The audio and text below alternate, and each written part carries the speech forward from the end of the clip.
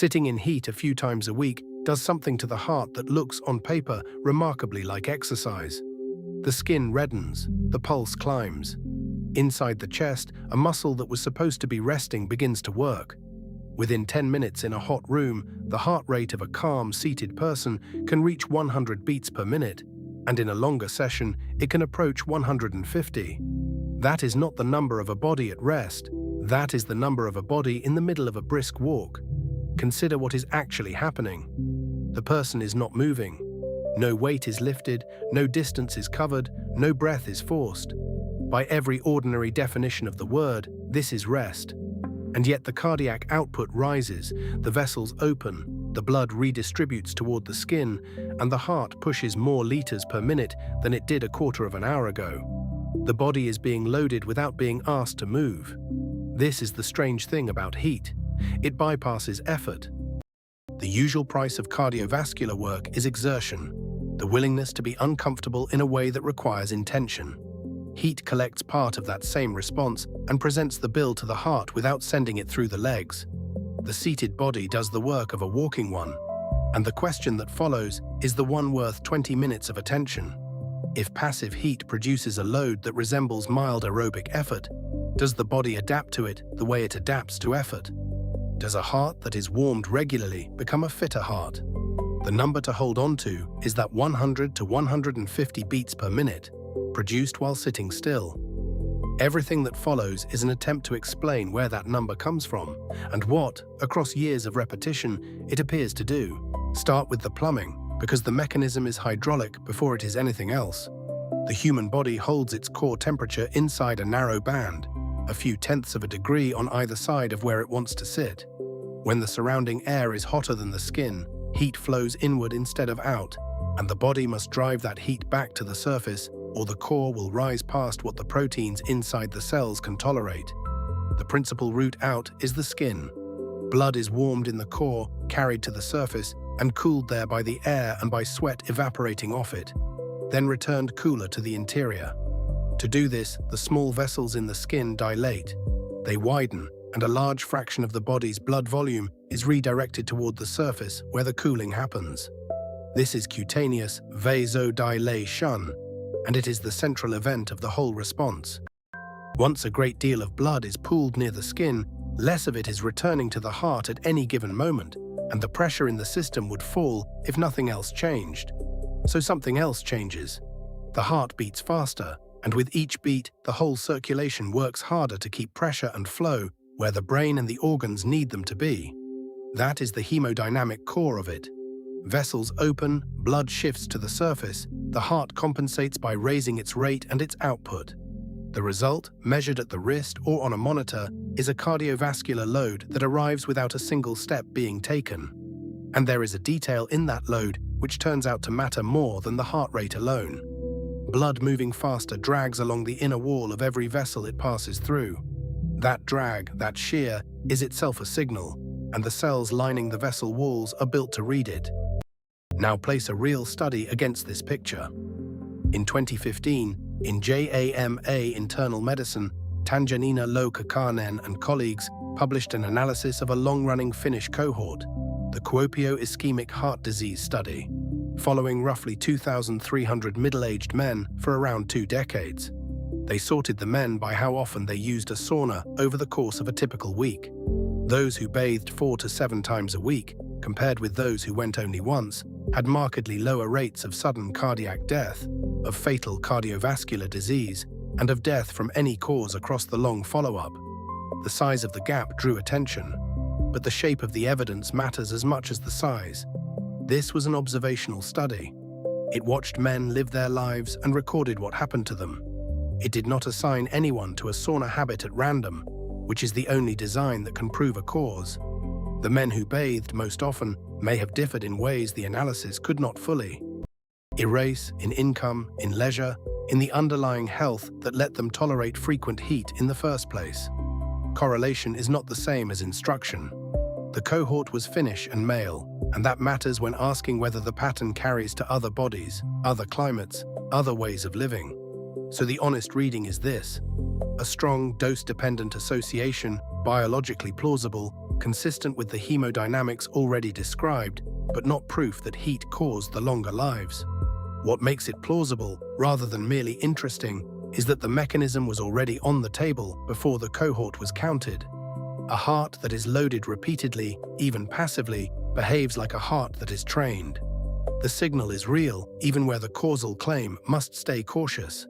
The benefit, if it is a benefit, does not come from age, and it does not come from luck. It comes, the physiology suggests, from a load the body keeps receiving and keeps having to answer.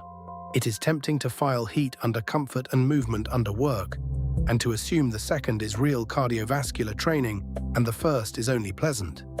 The contrast is worth taking apart slowly, because the physics does not respect that division as cleanly as intuition does. Comfort, after all, is a feeling, and the heart does not respond to feelings. It responds to demand, and demand can arrive by routes that feel like nothing at all. When a person exercises, the muscles demand fuel and oxygen. The heart raises its output to deliver them, and the vessels carrying blood to the working tissue dilate to let it through. When a person sits in heat, the skin demands blood for cooling, the heart raises its output to supply it, and the vessels feeding the skin dilate to let it through. The destination differs. The demand on the pump and on the vessel walls overlaps a great deal. From the heart's own point of view, increased output is increased output, whether the blood is bound for a working thigh or for the warm surface of the back.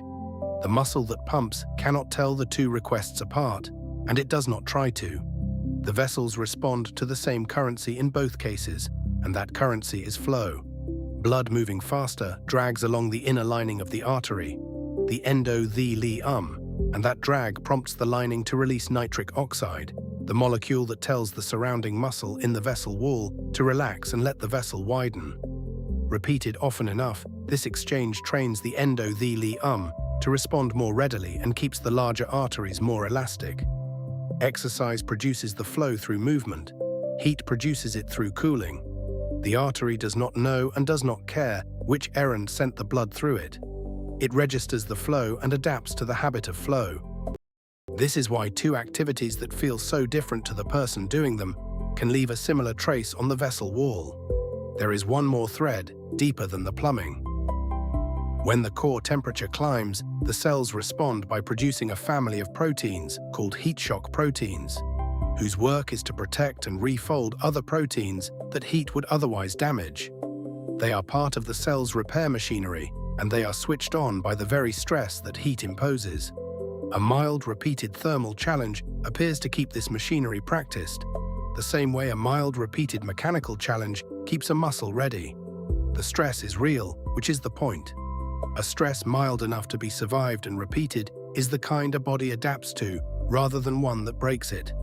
There is a second contrast, and it is the one most relevant to a modern life. For most of human history, the body met heat and cold as ordinary, unavoidable facts. It sweated through summers and shivered through winters, and the systems that handle temperature were exercised constantly by the world itself, with no decision required. A climate-controlled life plausibly removes much of that exercise. Rooms are held near a single comfortable temperature year-round. Clothing buffers the rest, and the there me regular tour-e machinery is, the reasoning goes, rarely pushed to act. The vessels that would otherwise be practicing their dilation and their constriction across a range of temperatures likely sit closer to idle. What was once an everyday demand has become something a person must now arrange on purpose. Seen this way, a sauna is not an exotic intervention. It is the deliberate return of a signal that an indoor, temperate, upholstered life has quietly subtracted. The body did not lose the capacity to respond to heat. The capacity simply stopped being called upon, and a capacity that is never called upon is, in practice, a capacity that fades. The gap between the body's environment and the body's inherited design is not a matter of preference or taste. It is a matter of which signals reach the vessels and which never arrive at all. Comfort removes the load, heat restores it. This matters more with each passing decade because the cardiovascular system does not age uniformly, and the parts that change earliest are very nearly the parts that heat appears to reach. The large arteries stiffen, the endothelium grows less responsive, the plasma volume tends to shrink. None of this is dramatic in any single year, which is precisely why it goes unnoticed until it has quietly accumulated into a number on a blood pressure cuff. Consider arterial stiffness first. In a young adult, the aorta and its major branches are elastic. With each heartbeat, they expand to absorb the surge of blood, then recoil to keep it moving forward, smoothing a pulsing flow into something steadier downstream. This is the Wind-Kessel effect, and it spares the heart and the small vessels from the full force of each beat. Across the decades, the wall proteins change. Elastin gives way to stiffer collagen, and the arteries lose some of that give. A stiffer artery transmits more of each pulse downstream, raises the pressure the heart must push against, and drives the slow rise in blood pressure that so often arrives with age and is so easy to mistake for the simple passage of time. The heart, asked to push against a less forgiving pipe, thickens its own wall in response, and a thicker wall has its own costs further down the line. Accent color, #E64A19. The Liel function declines on a parallel track. The lining that should release nitric oxide in response to flow releases less of it, so the vessels are slower to widen when they should, and quicker to stay narrow when they should not. The plasma volume, the watery part of the blood, also tends to fall with age, which leaves the circulation with less reserve to draw on and makes the body quicker to feel strain from heat or exertion. Each of these changes is small on its own, and each is easy to ignore until the day it is measured. These are not three separate problems. They compound. A stiffer artery, a lazier lining, and a thinner blood volume together describe a circulation that has lost some of its adaptability, and they describe it more accurately with each passing decade of midlife, becoming steadily more apparent as the years accumulate. The relevance of heat is that the load it imposes pushes on each of these in the direction of repair. Flow challenges the endothelium and asks it to release nitric oxide again. Repeated heat exposure is associated with an increase in plasma volume. The demand to move blood to the skin asks the arteries to behave elastically, over and over. The decline is quiet, and it is cumulative, and a circulation left entirely without challenge stiffens faster than one that is regularly asked to respond. That is the part worth holding on to. The rate of decline is not fixed by the calendar alone, so the question becomes practical. If regular heat resembles a mild cardiovascular load, and if the systems it touches are precisely the ones that fade after 50, what does a sensible dose actually look like, and how is it taken without trading one risk for another? Begin with frequency, because the evidence points there first and most clearly. In the Finnish cohort, the strongest association sat with the men who bathed 4 to 7 times a week. The dose lives in the repetition, not in the single heroic session. A long, punishing sit once a week is not the pattern that tracked with lower mortality. Several moderate exposures spread across the week is.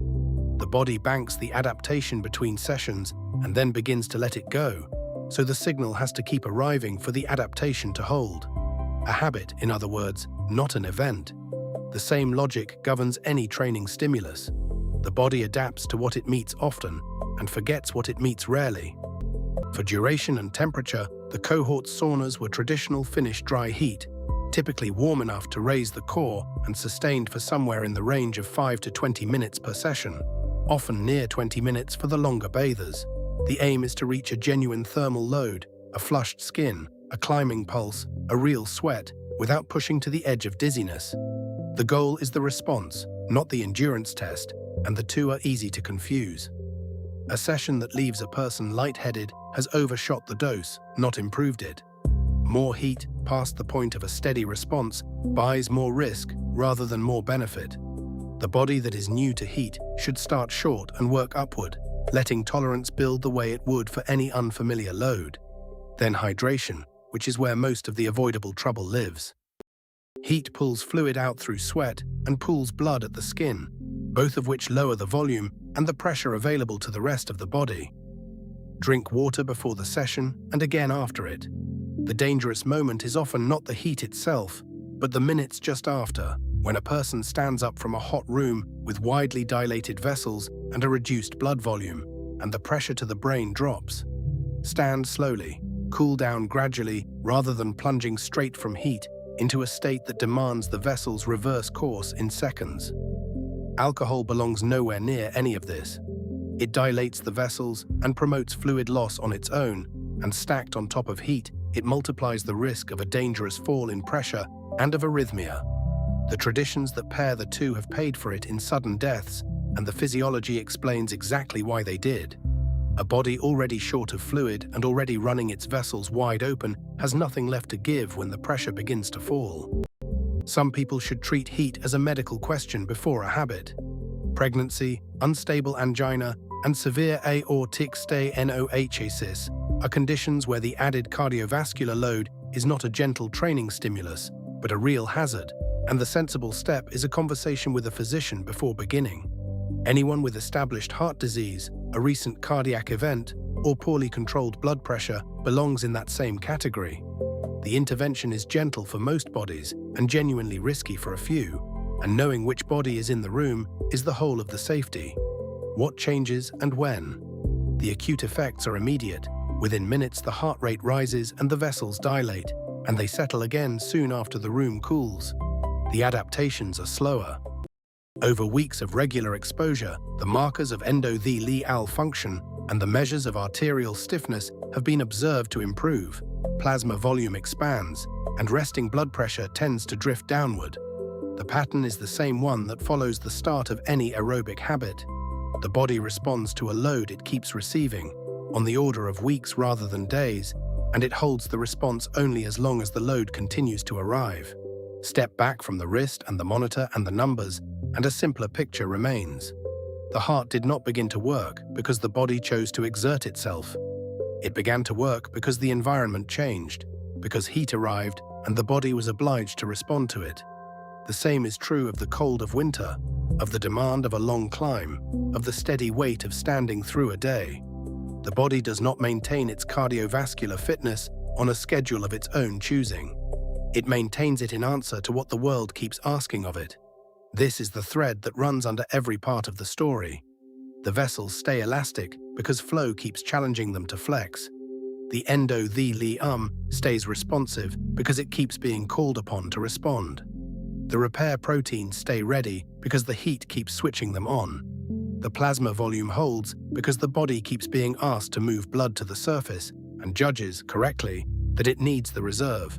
Remove the asking and the system quietly winds itself down to match the smaller demand, which is precisely what a temperate, seated, comfortable life provides. The capacity does not disappear all at once. It recedes by degrees in proportion to how rarely it is used. Heat, then, is not a cure, and it was never tested as one. The strongest evidence is observational, drawn from Finnish men, and it shows an association, not a guarantee. What it offers is something more modest and more durable, a load the body still knows how to answer, available to a person sitting still, costing nothing but the discipline of repetition and the care to stay hydrated and to stand up slowly afterward. It belongs beside movement, not in place of it.